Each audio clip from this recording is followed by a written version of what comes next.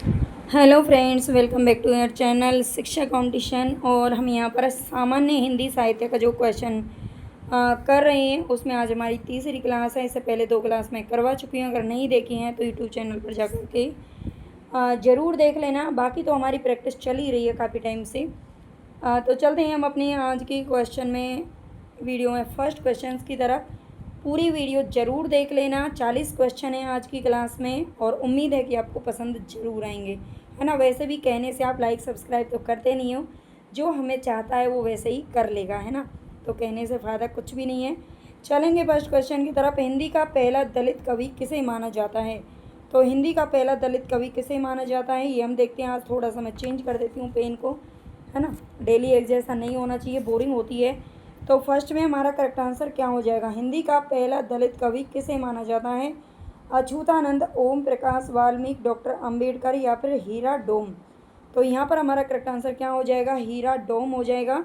ये हिंदी का पहला दलित कवि माना जाता है, ठीक है। पहला दलित कवि आपसे पूछ रहा है तो ये हीरा डोम को माना जाएगा। और इनकी 1914 में इनकी एक कविता थी, अछूत की शिकायत, ठीक है। अछूत की शिकायत नाम से एक इन्होंने रचना लिखी थी जो सरस्वती पत्रिका में छपी थी। ये पहली दलित कविता मानी जाती है। नेक्स्ट हमारा क्वेश्चन, ग्लोबल गांव के देवता उपन्यास के लेखक कौन है? ग्लोबल गांव के देवता उपन्यास के लेखक कौन है? संजीव, रेणु, रणेंद्र या फिर उदय प्रकाश। तो यहाँ पर हमारा करेक्ट आंसर क्या हो जाएगा? रणेंद्र हो जाएगा। ग्लोबल गांव के देवता, ये रणेंद्र का उपन्यास है। विधा जरूर याद रखना। प्रेमचंद के किस उपन्यास का पात्र सूरदास है? गोदान, वरदान, रंगभूमि या फिर प्रतिज्ञा। तो करेक्ट आंसर हमारा क्या होगा यहाँ पर? रंगभूमि हो जाएगा। रंगभूमि 1925 ईस्वी में आया था, जिसका मुख्य पात्र कौन है? तो ये सूरदास है। हिंदी की पहली आदिवासी कवयित्री कौन है? कवि तो अभी हमने देखा हीरा डोम है, लेकिन पहली कवयित्री कौन है ना। ये भी तो आपसे पूछा जा सकता है कवयित्री के बारे में। वंदना टेटे, सुशीला सामंत, निर्मला पुतुल या फिर सरिता बड़ाइक। ये सारी ही आदिवासी कवयित्री। आदिवासी पूछ रहा है, ठीक है। दलित और आदिवासी दोनों में अंतर होता है। तो यहाँ पर हमारा करेक्ट आंसर क्या हो जाएगा? सुशीला सामंत हो जाएगा, ठीक है। सुशीला सामंत जी ये आदिवासी कवयित्री हैं, वो भी प्रथम। संस्मरण गहरे संपर्क के आधार पर ही लिखा जा सकता है, किंतु रेखा चित्र के लिए यह आवश्यक नहीं। ये किसका कथन है? संस्मरण गहरे संपर्क के आधार पर ही लिखा जा सकता है, किंतु रेखा चित्र के लिए ये जरूरी नहीं है। गहरा संपर्क होना जरूरी नहीं है। तो ये कथन किसका है? रामचंद्र तिवारी, रामस्वरूप चतुर्वेदी, बच्चन सिंह या फिर नगेंद्र। तो आप अपने आंसर लगा लीजिए। आपके कितने ऑप्शन सही हो रहे हैं, आपके कितने आंसर निकल रहे हैं, वो मुझे आप कमेंट बॉक्स में ज़रूर बताना और कमेंट बॉक्स में अपना फीडबैक ज़रूर देना। तो यहाँ पर हमारा फिफ्थ में करेक्ट आंसर क्या हो जाएगा भाई? सी हो जाएगा। ये बच्चन सिंह का है, ठीक है। ये बच्चन सिंह का कथन है। नेक्स्ट हमारा क्वेश्चन, प्रेमचंद की सामाजिकता का विकास यशपाल में हुआ। प्रेमचंद की सामाजिकता का विकास किस में देखने को मिला? यशपाल में मिला। तो जैनेन्द्र की व्यक्तित्व का अज्ञे इलाचंद्र जोशी में मिला, ठीक है। प्रेमचंद की सामाजिकता का विकास किस में देखने को मिला? यशपाल जी में। और जैनेन्द्र की जो व्यक्तित्व थी उसका विकास किस में देखने को मिला? अज्ञे और इलाचंद्र जोशी के अंदर, ठीक है। ये ध्यान रखना। ये क्या कह रहा है इसको ध्यान से समझने। ये कथन किस आलोचक का है? गोपाल राय, कमल किशोर गोयनका, बच्चन सिंह या फिर नामवर सिंह। तो 6 में हमारा करेक्ट आंसर क्या हो जाएगा? ये हो जाएगा बच्चन सिंह, ठीक है। बच्चन सिंह का कथन है, ये भी ध्यान रखिएगा। आजकल बच्चन जी के जो कथन है वो काफ़ी पूछे जाते हैं, तो इनको ज़रूर अच्छे से पढ़ के जाएँ किसी भी पेपर में पढ़ जाने से पहले। श्रीकांत वर्मा की कहानियों को ब्रेन ट्यूमर की कहानियाँ किसने कहा है? ब्रेन ट्यूमर की कहानियाँ कहने वाले कौन है? श्रीकांत वर्मा की कहानियों को मधुरेश, नामवर सिंह, गोपाल राय, बच्चन सिंह। तो 7 में हमारा करेक्ट आंसर इसमें भी क्या हो जाएगा? बच्चन सिंह हो जाएगा। बच्चन सिंह ब्रेन ट्यूमर कहते हैं श्रीकांत वर्मा की कहानियों को। नेक्स्ट है, आदिवासी चिंतन की भूमिका पुस्तक के लेखक कौन है? आदिवासी चिंतन की भूमिका पुस्तक के लेखक कौन है? तो 8 में हमारा करेक्ट आंसर क्या होगा? संजीव, रणेंद्र, गंगा साय मीना या फिर वंदना टेटे। तो राइट आंसर हमारा क्या हो जाएगा? गंगा साय मीना। ये आदिवासी चिंतन की भूमिका नाम से इन्होंने पुस्तक लिखी थी। चीड़ों पर चांदनी, ये किसका यात्रा वृत्तांत है? मैं बार बार बताती हूँ आपको, या विधाओं को जरूर याद रखना। विधाओं से 1-2 क्वेश्चन आपके हर एग्जाम में देखने को जरूर मिलते हैं। तो चीड़ों पर चांदनी किसका यात्रा वृतांत है? निर्मल वर्मा जी का है। ठीक है, निर्मल वर्मा हमारा आंसर करेक्ट हो जाएगा। किस आलोचक ने कहा है कि गुनाहों का देवता मनोविज्ञान पर आधारित एक लिज लिजा उपन्यास है ना? ये नाम किसने दिया है? गुनाहों का देवता जो उपन्यास है, इसे लिज लिजा उपन्यास कहने वाले कौन है? तो करेक्ट आंसर हमारे यहाँ पर क्या हो जाएगा? ये उपन्यास है धर्मवीर भारती जी का। और ये कहने वाले कौन है 10 में? तो ये हो जाएंगे बच्चन सिंह। ठीक है, यहाँ पर 3-4 कथन थे जो सारे ही मैंने बच्चन सिंह से उठाए हैं आज, है ना? उम्मीद करती हूँ आपको ज़रूर पसंद आएंगे। नेक्स्ट हमारा क्वेश्चन है नगाड़े की तरह बजते शब्द, ये कविता संग्रह किसका है? नगाड़े की तरह बजते शब्द, ये कविता संग्रह बताना है। अनामिका, कात्यायनी, वंदना टेटे या फिर निर्मला पुतुल? तो 11 में हमारा करेक्ट आंसर हो जाएगा भाई निर्मला पुतुल। ठीक है, निर्मला पुतुल हमारा सही होगा। सती मैया का चौरा, सती मैया का चौरा 1956 ईस्वी में प्रकाशित हुआ था, 1956 में। ठीक है, ये उपन्यास किसका है? थोड़ा सा रिपीट हो गया है। सती मैया का चौरा उपन्यास के लेखक कौन है? भैरव प्रसाद गुप्त, नागार्जुन, मार्कंडे या फिर रेणु? तो 12 में हमारा करेक्ट आंसर क्या हो जाएगा? भैरव प्रसाद गुप्त हमारा आंसर करेक्ट हो जाएगा। ठीक है, सती मैया का चौरा ये जो रचना है, ये उपन्यास है किसका है? भैरव प्रसाद गुप्त जी का है। अखरावट के रचनाकार कौन है? अखरावट के रचनाकार कौन है? रत्नाकर, कबीरदास, घनानंद या फिर मोहम्मद जायसी? तो यहाँ पर हमारा करेक्ट आंसर होगा मोहम्मद जायसी। पद्मावत अखरावट, ठीक है, ये कहरनामा, ये सभी किसकी हैं? मोहम्मद जायसी की रचना है। कौन सी कहानी है जो जयशंकर प्रसाद की नहीं है? इनमें से कौन सी कहानी जयशंकर प्रसाद की नहीं है? कंकाल, तितली, चंद्रगुप्त या फिर इरावती? तो 14 में हमारा करेक्ट आंसर भी क्या होगा? ये हो जाएगा सी इनकी कहानी नहीं है। इसको देख लेते हैं। देखो इसमें पूछा है कौन सी कहानी जयशंकर प्रसाद की नहीं है? तो जो चंद्रगुप्त है ये उपन्यास है। ठीक है, चंद्रगुप्त क्या है? ये उपन्यास है, ये ध्यान रखना, ये उपन्यास है ना कि कहानी। तो कंकाल, तितली और इरावती, ये 3 कहानियाँ लिखी थी जयशंकर प्रसाद ने, लेकिन इनकी जो इरावती थी वो अधूरी रह गई थी, है ना? ये इसको भी लिख देती हूँ मैं यहाँ पर, ये अपूर्ण कहानी है इनकी। नेक्स्ट हमारा क्वेश्चन यशपाल की कृति नहीं है। इनमें से यशपाल की कृति कौन सी नहीं है? झूठा सच, दादा कामरेड, दिव्या या फिर तमस? तो इनमें से करेक्ट आंसर हमारा हो जाएगा तमस। ये यशपाल जी की कृति नहीं है। तो फिर ये किसकी है भाई? ये भी पता होना चाहिए। ये भीष्म साहनी जी का उपन्यास है। ठीक है, भीष्म साहनी जी का उपन्यास है, 1973 ईस्वी में प्रकाशित हुआ था। कौन सी रचना है जो भारतेंदु हरिश्चंद्र की नहीं है? भारत जननी, भारत दुर्दशा, अंधेर नगरी या फिर अंधा युग? तो करेक्ट आंसर हमारा क्या होगा? अंधा युग इनकी नहीं है, भारतेंदु हरिश्चंद्र जी की नहीं है। फिर ये किसकी है? तो धर्मवीर भारती की। और धर्मवीर भारती का गीति नाट्य है। ठीक है, धर्मवीर भारती का ये भी ध्यान रखना है, ये गीति नाट्य है। ठीक है, ये याद रखिए।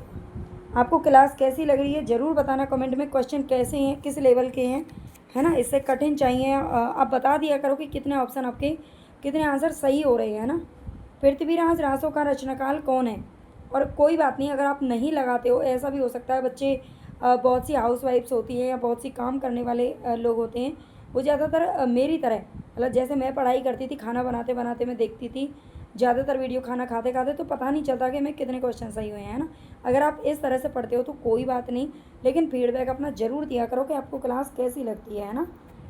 क्योंकि ये मोटिवेशन का काम करता है हमारे लिए। पृथ्वीराज रासो का रचनाकाल कौन सा है? पृथ्वीराज रासो का रचनाकाल आपसे पूछ रहा है आदिकाल, भक्तिकाल, रीतिकाल या फिर आधुनिक काल? तो आप जानते हैं जो आदिकाल है ये क्यों प्रसिद्ध है?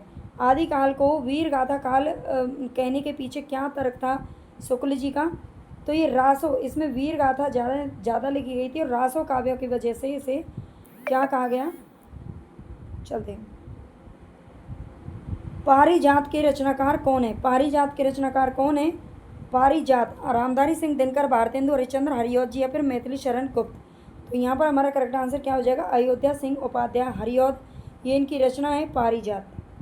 पहला राजा किसकी प्रसिद्ध कृति है? पहला राजा, शारदिया, कोणार्क, ये किसके हैं? सभी जगदीश चंद्र माथुर की रचनाएं हैं। ठीक है, जगदीश चंद्र माथुर के हैं, ये ध्यान रखना। आगे है मैं नीर भरी दुख की बदली, ये किसकी रचना है? मैं नीर भरी दुख की बदली, ये किसकी रचना है? मीराबाई, कबीरदास, महादेवी वर्मा या फिर सुभद्रा कुमारी चौहान? तो यहाँ पर हमारा करेक्ट आंसर क्या हो जाएगा, मैं नीर भरी दुख की बदली। ये महादेवी वर्मा की पंक्तियाँ हैं।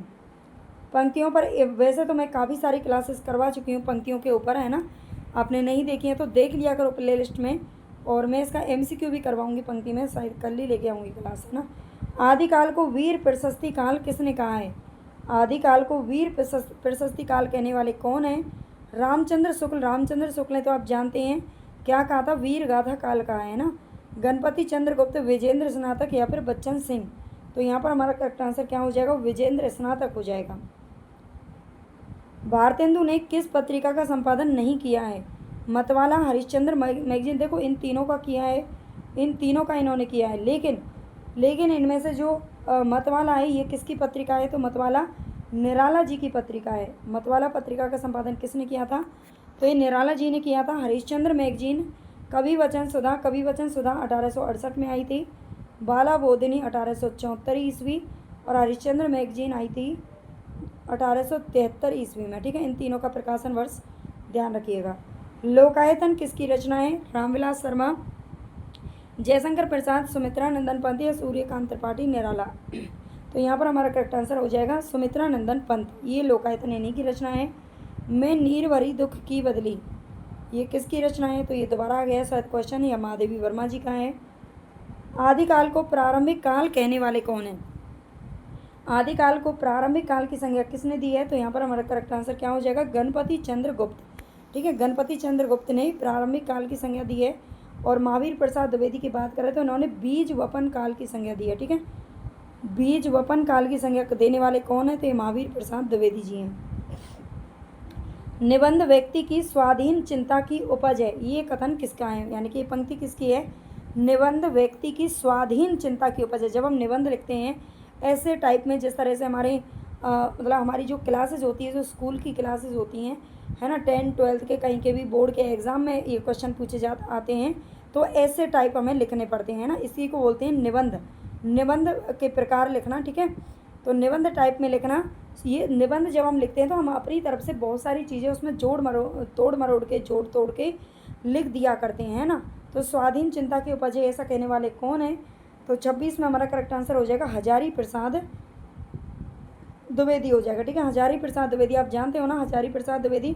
यानी कि निबंध तो हम 1000 वर्डों तक का भी लिख सकते हैं अपने दिमाग से, है ना, दिमाग होना चाहिए। लेकिन निम्नलिखित में से कौन सी कहानी है जो जैनेंद्र की है? पत्नी, शरणदाता, गैंग्रीन या फिर कवि प्रिया। तो यहाँ पर हमारा करेक्ट आंसर हो जाएगा पत्नी। ये कहानी किसकी है? जैनेंद्र साहब की है। कौन सा उपन्यास श्रीलाल शुक्ल के द्वारा लिखा गया है? तो इनमें से कौन सा उपन्यास श्रीलाल शुक्ल जी ने लिखा है? आधा गाँव। आधा गाँव किसका है? ये एक सेकंड में बता देती हूँ। राही मासूम रजा का है आधा गाँव, ठीक है। राही मासूम रजा का है। राग दरबारी हमारा आंसर सही हो जाएगा। ये किसका है? श्रीलाल शुक्ल जी का, 1968 में प्रकाशित हुआ था। रंगभूमि किसका है? प्रेमचंद का है। और काला जल किसका है? तो गुलशेर खान सानी का है, ठीक है। ये रचनाएं भी याद रख लेना, गुलशेर खान सानी का है। और हमारा आंसर सही हो जाएगा यहाँ पर राग दरबारी, ठीक है। राग दरबारी आंसर सही होगा। मेघदूत काव्य का खड़ी बोली में अनुवाद किसने किया है? मेघदूत किसका है? तो ये कालिदास का है। और इसका खड़ी बोली में अनुवाद करने वाले कौन है? तो हमारा यहाँ पर करेक्ट आंसर क्या होगा? तो सदल मिश्र, भारतेंदु, लल्लू लाल या फिर राजा लक्ष्मण सिंह। तो करेक्ट आंसर हमारा हो जाएगा राजा लक्ष्मण सिंह, है ना। खड़ी बोली में अनुवाद किसने किया है? तो राजा लक्ष्मण सिंह ने किया है। नेक्स्ट है, जॉन गिलक्राइस्ट की अध्यक्षता में किस कॉलेज के 4 लेखकों ने खड़ी बोली की अनेक शैलियों की नींव रखी थी? जॉन गिलक्राइस्ट यानी कि इसके प्रिंसिपल थे, ये ध्यान रखना। कौन थे? प्रिंसिपल थे यानी कि हिंदी डिपार्टमेंट के प्रिंसिपल थे। कौन? जॉन गिलक्राइस्ट, ठीक है। John Gilchrist. और ये किस कॉलेज का नाम आपको बताना है? तो कॉलेज का नाम हमारा क्या हो जाएगा? फोर्ट विलियम कॉलेज, ठीक है। फोर्ट विलियम कॉलेज की जो स्थापना है वो 1800 ईस्वी में हुई थी, ये ध्यान रखना। और उस समय कौन थे? वेलेज अली थे। वेलेज अली गवर्नर जनरल थे जिन्होंने इसकी स्थापना करवाई थी। आधुनिक हिंदी गद्य के जनक कौन माने जाते हैं? गद्य की बात कर रहा है। गद्य का मतलब क्या होता है आप समझते होंगे, कहानी, उपन्यास, निबंध, आत्मकथा, ये सभी गद्य विधाओं में आती हैं। तो आधुनिक हिंदी गद्य के जनक कौन माने जाते हैं? भारतेंदु, रामचंद्र, महावीर प्रसाद या फिर प्रताप नारायण मिश्र। तो 31 में हमारा करेक्ट आंसर हो जाएगा भारतेंदु हरिश्चंद्र। अब जब देखेंगे तो भारतेंदु हरिश्चंद्र ने 2-3 आत्मकथा लिखी हैं, है ना, 1-2 यात्रा वृत्तांत लिखे हैं, मतलब सॉरी, 1 आत्मकथा लिखी है, 2-3 यात्रा वृत्तांत लिखे हैं, और निबंध भी इन्होंने लिखे हैं, नाटक इन्होंने लिखे थे, है ना। तो सबसे पहले गद्य के शुरुआत इन्होंने ही की थी यहाँ से। नासिकेतोपाख्यान के लेखक कौन है? लल्लू लाल, सदा सुखलाल, इंशा अल्लाह खान, या फिर सदल मिश्र। नासिकेतोपाख्यान की रचना किसकी है? तो ये सदल मिश्र की रचना है।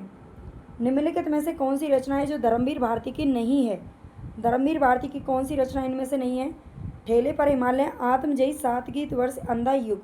तो जो आत्मजयी है ये इनकी रचना नहीं है। तो आत्मजयी किसकी है? कुंवर नारायण की है, ठीक है। आत्मजयी जो रचना है वो किसकी है? कुंवर नारायण की है, ये ध्यान रखिएगा। सतपुड़ा के जंगल किसकी रचना है? सतपुड़ा के जंगल किसकी रचना है? भवानी प्रसाद मिश्र, शमशेर बहादुर सिंह, कन्हैयालाल मिश्र प्रभाकर, या गिरजा कुमार माथुर। तो यहाँ पर हमारा करेक्ट आंसर क्या हो जाएगा? भवानी प्रसाद मिश्र। इस सतपुड़ा के जंगल भवानी प्रसाद मिश्र की रचना है। निम्नलिखित में से किस कवि का संबंध प्रयोगवाद से नहीं है? तो प्रयोगवाद से देखो अज्ञेय, मुक्तिबोध, भारत भूषण अग्रवाल, ये तीनों तार सप्तक के कवि हैं वैसे भी ये, है ना। ये प्रयोगवाद से इनका संबंध है। लेकिन जो नागार्जुन है, नागार्जुन का संबंध किससे है? तो ये प्रगतिवाद से हैं, ठीक है। प्रगतिवाद के प्रतिनिधि कवि हैं, ये ध्यान रखिएगा। आंगन के पहाड़ द्वार के रचनाकार कौन है? तो इतना लंबा चौड़ा सा जो नाम दिख रहा है वही है। और ये कौन सा है? सच्चिदानंद हीरानंद वात्स्यायन अज्ञेय, इनका पूरा नाम है, ये भी पूछा जाता है। कुंवर नारायण किस सप्तक के कवि हैं? सप्तक आपसे पूछ रहा है। आप जानते हैं 4 सप्तक प्रकाशित हुए थे, है ना। 4 सप्तक का प्रकाशन हुआ था, और इन चारों में किस सप्तक के कवि हैं? 7 कवि इसमें शामिल हुए थे। तो कुंवर नारायण किस में आते हैं? तो राइट आंसर हमारा हो जाएगा तीसरा सप्तक, ठीक है। तीसरे सप्तक में शामिल हैं कुंवर नारायण जी। छायावाद की प्रमुख विशेषता कौन सी है? यथातथ्य निरूपण, संवाद कौशल, पलायनवादी प्रवृत्ति, या फिर प्रकृति का मानवीकरण। तो यहाँ पर हमारा करेक्ट आंसर हो जाएगा प्रकृति का मानवीकरण। प्रसाद की किस कृति का अन्य भाषाओं में भी अनुवाद हुआ है? लहर, झरना, कामायनी, या फिर स्कंदगुप्त। तो आप जानते हैं छायावाद का एकमात्र जो महाकाव्य है कामायनी, इसका अन्य भाषाओं में अनुवाद हुआ है। अगर आपको क्लास पसंद आई है तो सबसे पहले जिन्होंने चैनल को सब्सक्राइब नहीं किया है तो सब्सक्राइब कर लीजिए, है ना, शेयर कर दीजिए। आप लोग कहने से करते नहीं है, वैसे गलत बात है ना। आप लोगों को अपनी ईमानदारी थोड़ी सी दिखानी चाहिए, जिस तरह से हम अपना ईमानदारी से काम करते हैं। अगर आपको क्लास अच्छी लगी हो तो कमेंट बॉक्स में ज़रूर बताइएगा, ठीक है। और जो बच्चे लाइव क्लास मेरी लेते हैं बार बार कमेंट करके पूछते हैं मैम लाइव क्लास क्यों नहीं ले रही हैं, क्या हो गया? तो लैपटॉप ख़राब हो गया था डियर, सही करवाया है ना। अभी मेरे पास नहीं आया है, लेकिन आज आ जाएगा। सही तो हो गया है ना। आज शाम तक आ जाएगा। अगर उसमें सब कुछ ठीक होगा, सेटिंग कुछ नहीं करनी पड़ेगी, तो मैं रात की आज लाइव क्लास लूँगी। अदरवाइज़ फिर कल से शुरू करेंगे हम, है ना। तो आप धैर्य बना करके रखें, परेशान ना हो, लाइव क्लास हम ज़रूर लेंगे।